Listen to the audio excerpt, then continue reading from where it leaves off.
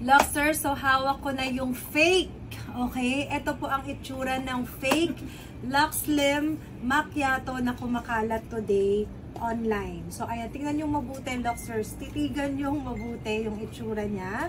So, kung kayo ay user ng Lux Slim, matagal na, alam nyo na agad, unang tingin pa lang, na fake po itong hawak ko. And as you can see, guys, ayan, maliit lang po siya na malapad. And ito naman, Luxers, yung original na Lux Slim Macchiato na box. So, as you can see, pag ipagko-compare natin, so, ayan, Luxers, yung diferensya. Ganyan. And then, Luxers, ha, ipapakita ko po sa inyo yung mismong logo na nakasulat, yung mga text na nakasulat. So, right now po, may dalawang klase tayo ng packaging for Lux Slim. Isang naka-Lux Beauty, it's because kailangan natin gawin to for our TikTok. And then, yung isa naman po is yung Lux Slim na, talagang Lux Slim po yung nakalagay. And yung pinipeke po sa atin ngayon is the Lux Slim Macchiato. So, ito po yung fake box nila. This is the fake box. So, see the difference. Then, yung original box po natin, merong Super Brands logo. And dahil halal na tayo, kaya may halal logo na rin po tayo. Though meron pa po nagsisirculate ngayon sa market na Super Brands pa lang yung nakalagay. Still legit po yun, guys. Kasi kaka-update lang po natin ng ating packaging na merong halal seal. And then as you can see po, ayan, yung itsura ng ating mismong box, yung texture po niya is matte. Matte finish po siya. Hindi po siya glossy. Nakatulad po nitong nasa fake box natin. Glossy po siya. Look. Tapos yan super mapapansin nyo din yung big difference, Luxers, kasi yung opening po nito ay pag ganito. Pero yung mismong packaging po talaga ng Lux Slim natin, para siyang matchbox or para siyang posporo, pag ganito po siya. Ganyan siya. Hinihila po siya pababa.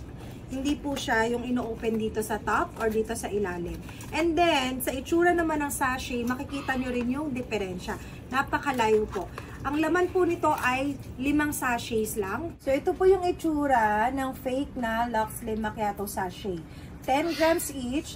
Tapos, manipis lang siya. Tapos yan, ganyan lang siya makipot. And then, ganito naman siya sa likod. Halos plain lang. Tingnan nyo po yung ating original na sachet ng Lux Slim. Ito po yung itsura niya. Ganyan siya malapad. Tapos nasa likod po yung lahat ng detalye, Luxers. So, tignan natin. Pag i-close up nyo po, ayan, Luxers, kitang-kita nyo po yung diferensya. Yung text pa lang po, nung logo natin, gold po yan. Ito po, naka-dark brown lang po yung kulay nila. And then, mas malapad yung ating original. Tapos, 21 grams po ang laman. Ito po nakalagay, 10 grams lang. Tapos, sa likod, ayan. So, kitang-kita po talaga yung diferensya. And usually, guys, ito po mga fake na to, na kumakalat, ang ginagawa po nila, bubulagin nila kayo sa murang presyo. The SRP po kasi ng coffee natin is 395 pesos. Nagsisale po tayo during payday o kaya pagka may mga campaigns po.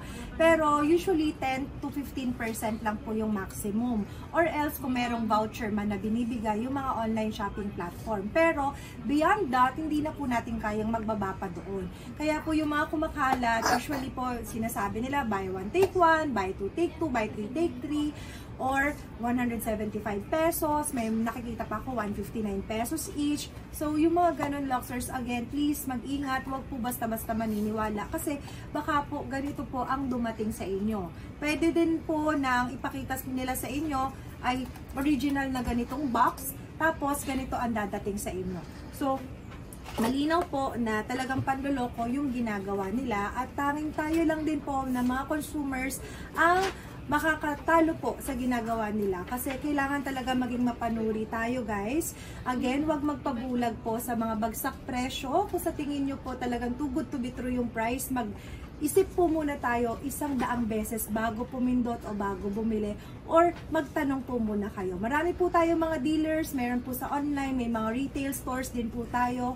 So please, ayan, let us know din kung meron po kayong makita na ganito, tulungan nyo po kami na i-report yung mga pages nila, yung mga sites nila. And also, comment nyo na rin po sa comment section na fake po or scams po yung ginagawa nila para ma-aware yung mga nasa comment section nila. So, yun lang, guys. Again, please, mag-ingat tayo. Ito po, ganito po yung original. Ito po yung kumakalat ngayon na fake Lux Slim Box.